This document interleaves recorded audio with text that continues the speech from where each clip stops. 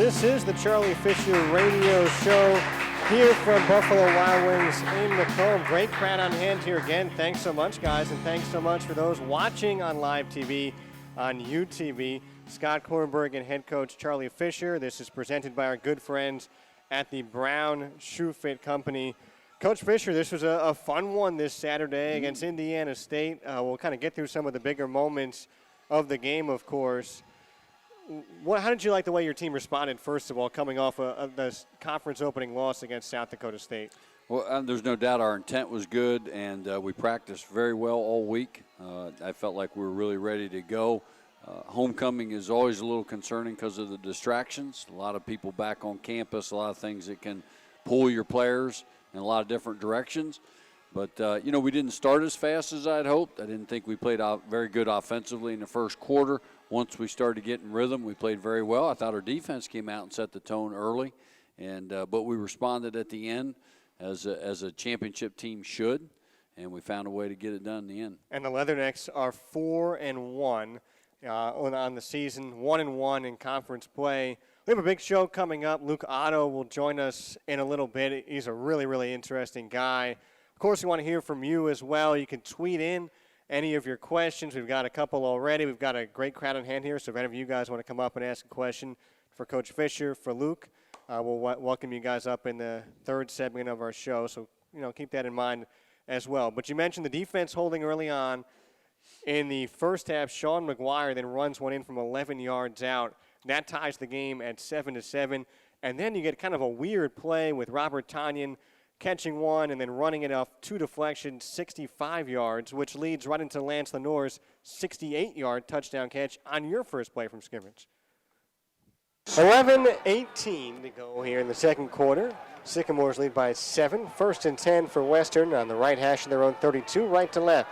McGuire from the shotgun, quick throw, slant left, caught by Lenore, racing up the seam, now bouncing it outside, sideline 20, 10, 5, touchdown, Western Illinois.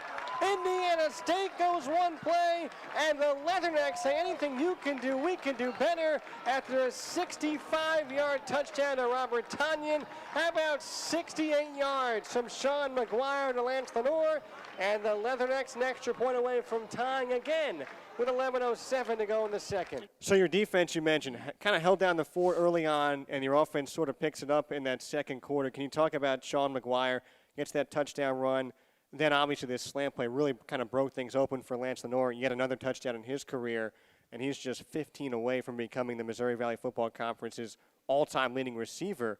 Can you talk about what this offense did to turn things around in that second quarter? Well, obviously Sean started to get in a better rhythm. The penalty early on hurt us. We had the long run by Lance, and it took us back. We had a fumble in there off the jet sweep where we, weren't in, the right. We just weren't in rhythm. We botched the snap there, and it put us back. We just, couldn't get out of our way, so to speak. We were trying hard. Well, it had nothing to do with effort. We just weren't executing well enough. Once we got going with a player or two and Sean started to kind of hit them, we started to get going. We went to some empty. That helped. And our defense was playing good. The play to Tanyan was a fluke. It happens, but I don't know that I've ever seen a ball hit a guy in the back of the head, bounce up off our guy, and then he grabs it, spinning around kind of in stride and goes down the sideline. Great answer, though. We got an isolation on Lance to the field side off of motion. They stayed one-on-one. He beat him, hit the crease, and outran him. So that was a huge answer for us, and then we carried a lot of momentum into halftime. Yeah, absolutely. You mentioned that momentum coming into halftime. 14-13. You get the football back with 1:39 to play, and I think this is one of the biggest drives of the game, going all the way down the field and then scoring on this Lance Lenore 1-yard touchdown catch with just 13 seconds to go in the half. 1st and goal, middle of the field, 1. Heavy set eye, Lenore, the only receiver to the right. McGuire play action, rolls to the right, looking for Lenore. Back corner of the end zone, he makes the catch. Touchdown, Leathernecks. Lance Lenore from Sean McGuire. The second time they connect for 6.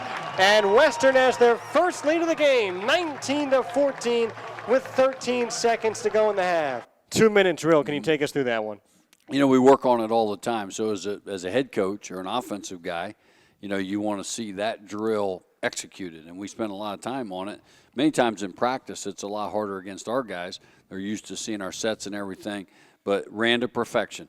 You know, we used the clock the way we wanted to. I think we had one timeout.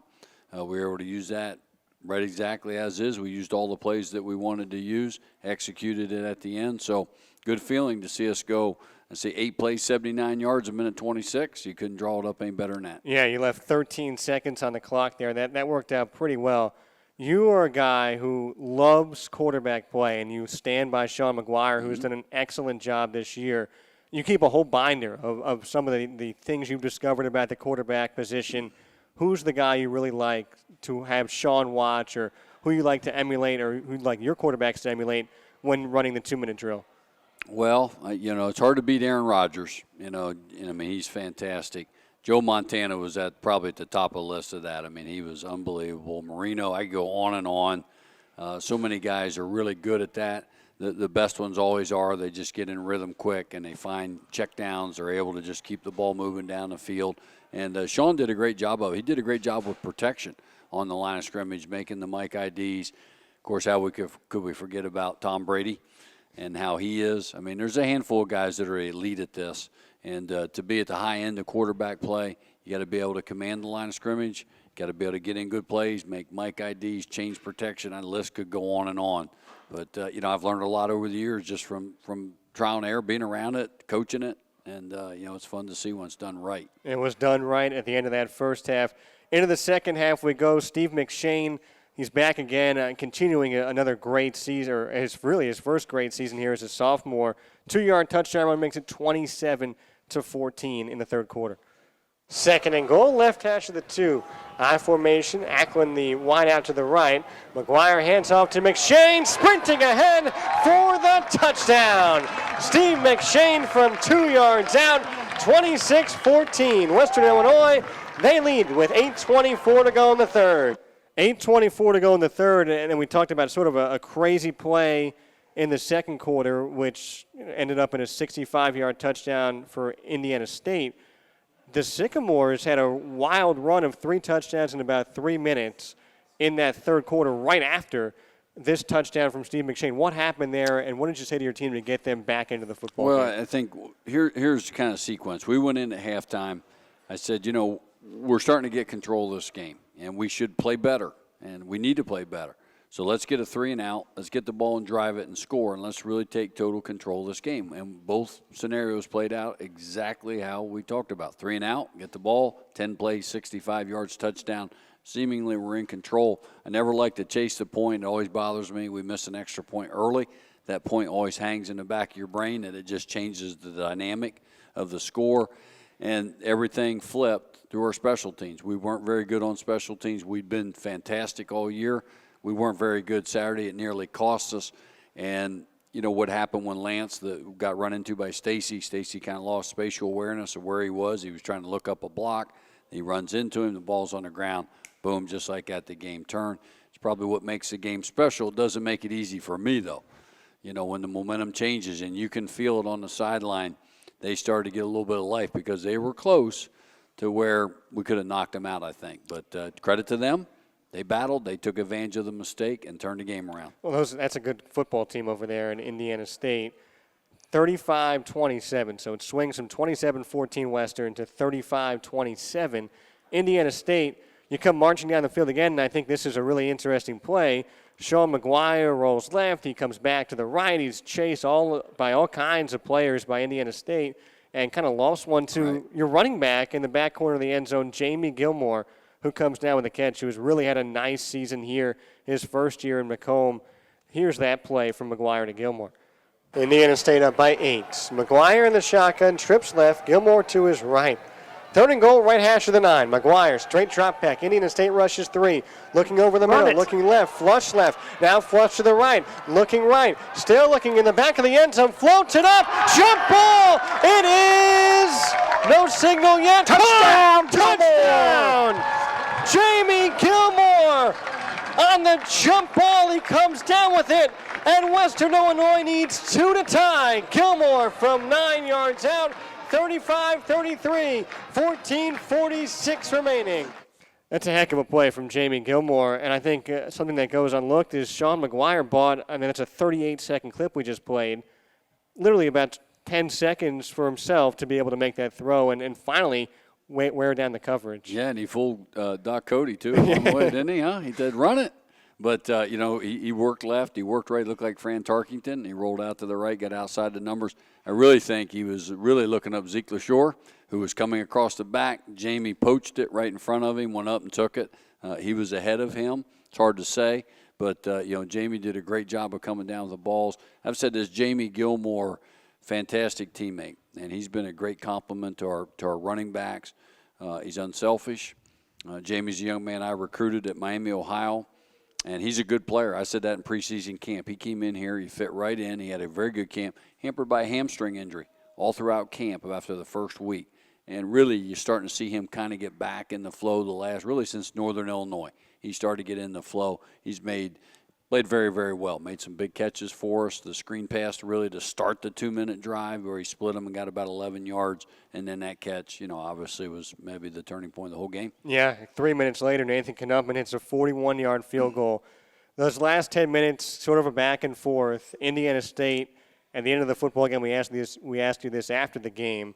What happened on that 4th and 1 from the 29-yard line? It looked like just kind of a mishmash of bodies, and ultimately it's a 4th down stop, and you're able to take control, essentially win the game on that play, punt it off, and then make one more stop. But what happened on that 4th down there? Well, I can't speak for them because I'm not in their huddle, but looking at it, my guess is that they probably wanted to lull us to sleep a little bit because they'll do like the rush to the line of scrimmage, kind of get you lulled to sleep, have trouble getting lined up, and then run the quarterback sneak for maybe a yard or half a yard. What they needed there wasn't very much. And I think along the way, Brett Taylor kind of jumps at the line of scrimmage, center flinches, probably snaps it too quick, quarterback's not ready for it, and boom, he puts it on the ground, picks it up. By now he'd lost all his momentum. We had gotten through the gaps and really corralled him, and he had no chance. So that's what I'm thinking happened. I'm just based on a coach looking at the play. I think they were trying to catch us off guard. Probably backfired on them. If they had to do all over again, I'm sure they maybe banged a timeout, kick the field goal, or get their best play to go for it. My understanding, looking at what their kicker has done, they were on the fringe of his length. So that probably made the decision a little bit harder. Anytime you're on the fringe, you kind of, you go through a lot of questions. That would have been a 46 or 47-yard field goal in that neighborhood, and his career long was 43. Western Illinois wins it 36-35. Their kickoff specialist, Luke Otto, will join us next. This is the Charlie Fisher Radio Show presented by our good friends at the Brown Shoe Fit Company. We'll be right back.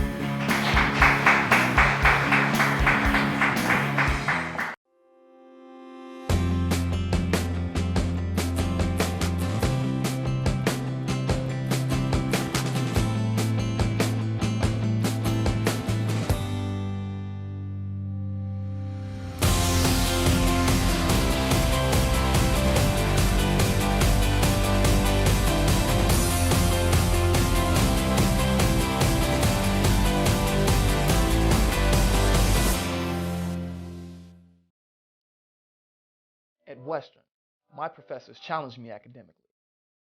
Their support motivated me to go to law school. Athletics, student government, and my internship provided me with practical skills for my legal career. I chose Western for the learning and leadership opportunities. I know my choice was the beginning of my success story. Think purple. Think success. Think Western Illinois University. Hannah Murphy's master's degree from Western Illinois University is literally worldwide. The valuable skills I gained at Western prepared me for a cross-cultural career in Ethiopia and beyond. Hannah's WIU experiences have helped her grow into an outstanding education professional. Western set the foundation for my around-the-world adventure. Think purple, think global success, think Western Illinois University.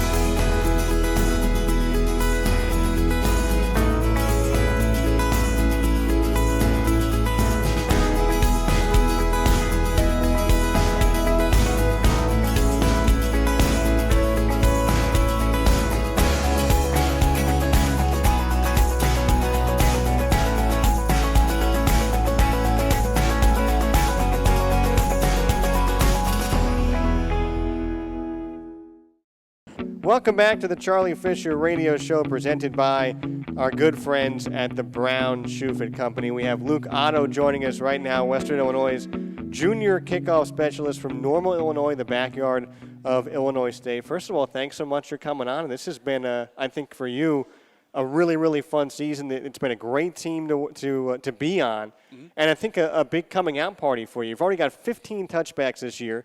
That leads the entire conference. Only one person is really remotely close, and you had 24 all of last season. What is the big difference for you in this big junior season so far? Oh, man, it would be, I guess the coaching obviously helps a lot, but having the support from my players and my teammates. I really haven't changed much from last year. I've just been working a lot more individually with the help of the coaches, and it's paying off. The schemes help, and just getting the coaching from Coach Boudreaux and Coach Hodges, it's helped a lot. So, when you say getting the coaching, what can you give me a specific example of something they've done, maybe an adjustment or something like that that's helped you improve? Yeah, I've had an adjustment on, I guess, my tempo, you could say, of my kickoff, slowing it down a little bit, my approach, and I've tweaked my approach before the season with some film, looking at it with JP, and so I did change my approach, and it's working a lot better this year. This is Luke Otto, Western Illinois' kickoff specialist here in the Charlie Fisher Radio Show, presented by our good friends at the Brown Shufit Company. You're a guy, you literally focus on kickoffs, and a lot of people don't know what goes into just simply practicing for that every single day. I mean, you're out there too, you're still practicing. Can you take us through a whole practice? What are you doing to prepare for Saturday's game against Missouri State every single day this week? Yeah, for practice, kickoffs are pretty different than doing field goals and punts, because you can punt a ball as many times as you want in a day, and same with field goals. But with kickoffs, you put a lot of energy into it, so you don't get many chances during the week, or you try not to. You try to kick off a little less than other kicks, and so you don't get as many chances during the week to prepare. But we kick off every day, but we don't do too many kicks, and you can only make you have to take advantage of what you get each week, and then just be prepared for the game on Saturday. So, yeah. As a soccer player in high school, I know you played a little football as well. As a soccer player, how much different is it to kick in football versus to kick in soccer? Well, it's pretty similar. That's actually the reason why I started kicking off in football. I use a soccer-style approach. It's a little different because just the movements, and use your upper body actually a little more in football than in soccer. But as far as it comes for kicking the ball itself, it's not too much different. And most guys who play soccer, like with my background, don't have that big of a problem adjusting to football. One of the really cool things about being the guy on kickoffs, and you haven't had to go to this yet, hopefully not all year. You want to be winning by a lot and not have to go to an onside kick at a certain point. What is the art to getting off a good, is there even an art to getting off a good onside kick? Yeah, there is an art. There's definitely an element of luck involved in the onside kicks, but it's just like everything else, like with a regular kickoff or a field goal, you get better at it with repetition. And there's, all the details that go into it, like the slant of the ball when you set it up and where you hit it on the ground to get the big bounce. And hopefully we never get to use it, but I think we all feel confident enough in it, and it's been going well, so we have it. What is that art? How do you slant the ball? What kind of angle are you trying to kick it off? So usually you have it on the ground. You slant it up on the ground at about maybe like a 70 or so degree angle, so almost straight up, a little bit lean back. Hit it on the top of the ball, and this is when you kind of hope for a little bit of luck. Usually it bounces twice, and then on the second or third bounce, it goes up in the air, and that's when you've got the tall guys in the back jumping up for the ball, and that's the fun part, when it gets up in the air and they can make a play on it. Those Javon Williams types, those tall wide receivers. Exactly, huh? Yep. Luke Otto is joining us right now. He's Western Illinois' kickoff specialist. You mentioned some of your background. You're a guy who's nominated for the Rhodes Scholar this year, which is fascinating. You're the president at Western Illinois of the Student Athlete Advisory Committee. This is really, really big-time stuff. You volunteer in a number of different organizations in the community. First of all, Student Athlete Advisory Committee. What is that? What do you do as the president? How do you stick up for your fellow student athletes? Yeah, the Student Athlete Advisory Committee at Western is a way ultimately to give students a voice in issues that are going on in the NCAA. whether it be practice times or traveling schedules, things like that the NCAA decides on every year. But then also with SAC, we do a lot of community service and volunteer organizations like events, working in the community and on the school campus. So I help direct that with Lisa Mells Jennings in the athletics department and with the help of all the athletes on campus. So that's mostly what it's geared towards. Mm-hmm. With that stuff in the community, that volunteer service in the community, was a lot of guys, they volunteer because at a certain point one time, maybe in high school playing for their high school team, their coach said, all right, guys, we're going to go on this weekend and we're going to do this. And oftentimes there's a special connection or a special moment that makes them want to go back and or do more. Did you have a special moment in high school or at a certain point, even earlier in your life, that you said, I want to be able to give back to my community in Normal and heck, even here in Macomb? Yeah, in high school, I volunteered a lot with food banks. But then in college, I had that moment when I was volunteering with Dance Marathon, actually, and I met somebody who was part of one of the families who we were dancing for, and his name is Corbin. And Corbin and I have stayed in touch for the past 2 years now. And he has cerebral palsy. He's a triplet. All of his brothers have cerebral palsy as well. But he and I connected because he also kicks in high school. He was able to kick in high school. And he came to our game against NIU a few weeks ago, and we got to get a win in front of him. So that was great. That's really, really cool. Yeah. Luke Otto is joining us. Last question for you on that background. You're an economics major. You don't normally see a football player be an economics major. It's a very, very rigorous academic pursuit.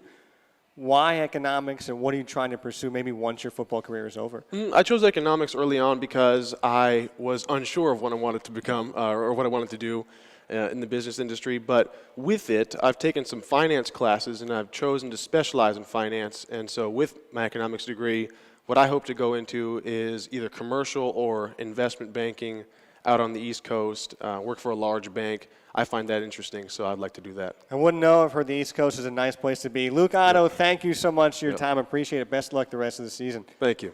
All right, that's Luke Otto, Western Illinois kickoff specialist. When we come back, Charlie Fisher will join us to wrap up the Charlie Fisher Show, and he'll take some of your questions as well from those of us in our audience here at Buffalo Wild Wings in Macomb, or on Twitter at WIU Football, or my personal one is right here at Scott Kornberg, Kornberg. Thanks again to Luke Otto. We'll be right back with Charlie Fisher next. This is the Charlie Fisher Radio Show. Garrett Covington chose Western Illinois University because of the law enforcement program and the chance to be a Leatherneck.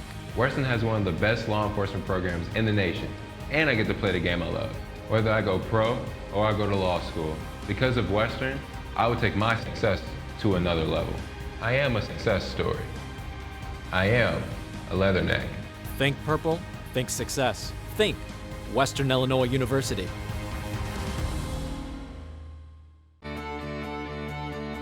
Music has always been my thing. I not only get to play it, but I also have opportunities to learn from award-winning guest musicians. My professors offered me the personal attention I was looking for in a music program and challenged me to reach my fullest potential. I know my experience at Western is just the beginning of my success story. Think purple, think success, think Western Illinois University. Carissa Kuchis loves Western Illinois University. Western lets you be who you want to be. The opportunities are unlimited, and people here really care. Carissa has definitely made the most of her time at Western. Advertising executive, life coach, talk show host. I'll do it all because I'm a success story. I am a Leatherneck. Think purple, think success. Think Western Illinois University.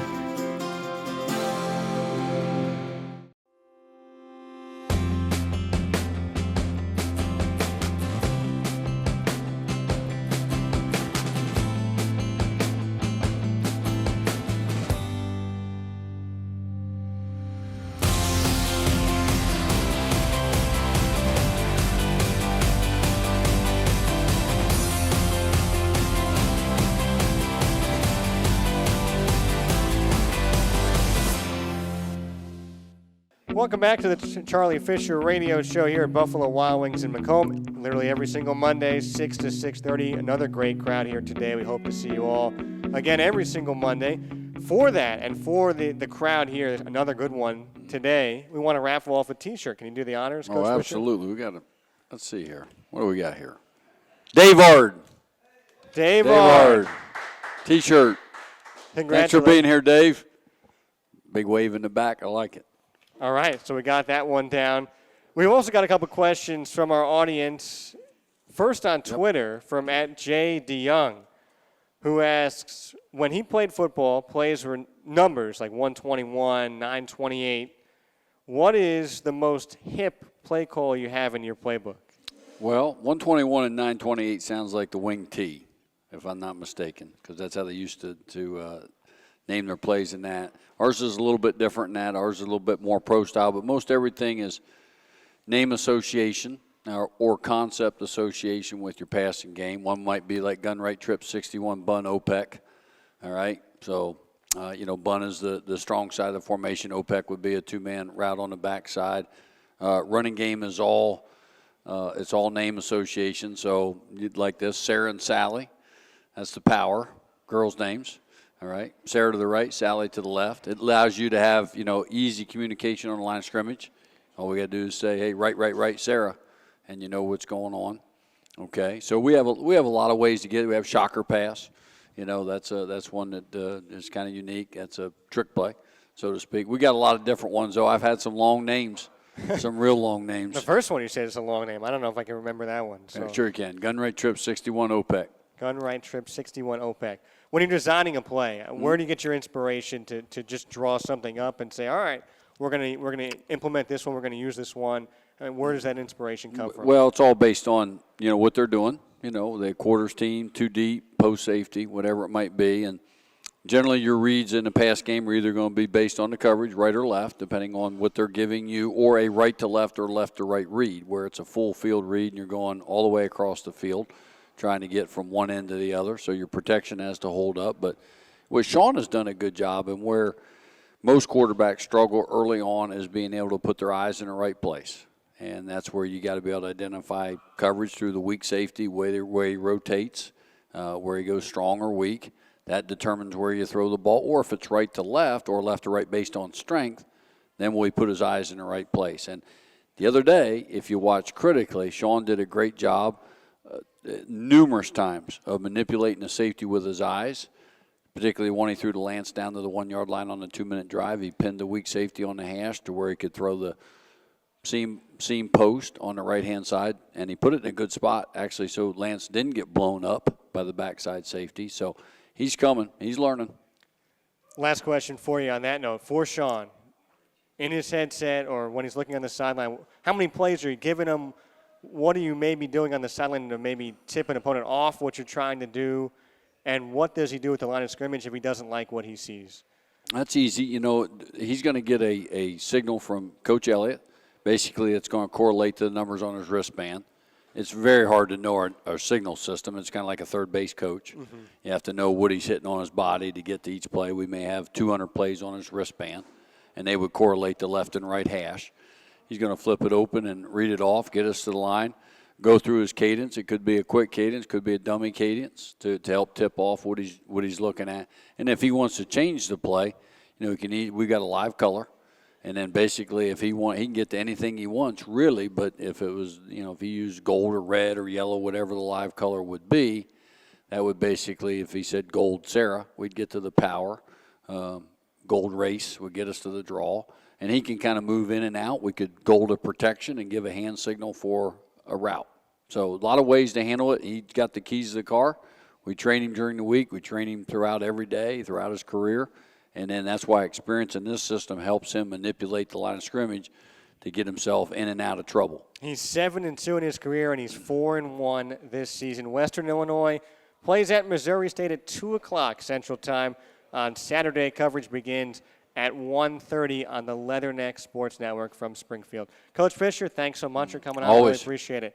Thank you to Luke Otto for joining us as well, and thank you to this great crowd, all of our listeners and all of our viewers for the first time live on UTV. We'll be here at Buffalo Wild Wings in Macomb auctioning off T-shirts and meals next Monday, 6 to 6:30. And this show is presented by our friends at the Brown Shoe Fit Company. I'm Scott Kornberg saying good night here from Buffalo Wild Wings in Macomb. This has been the Charlie Fisher Radio Show. See you next week, everybody.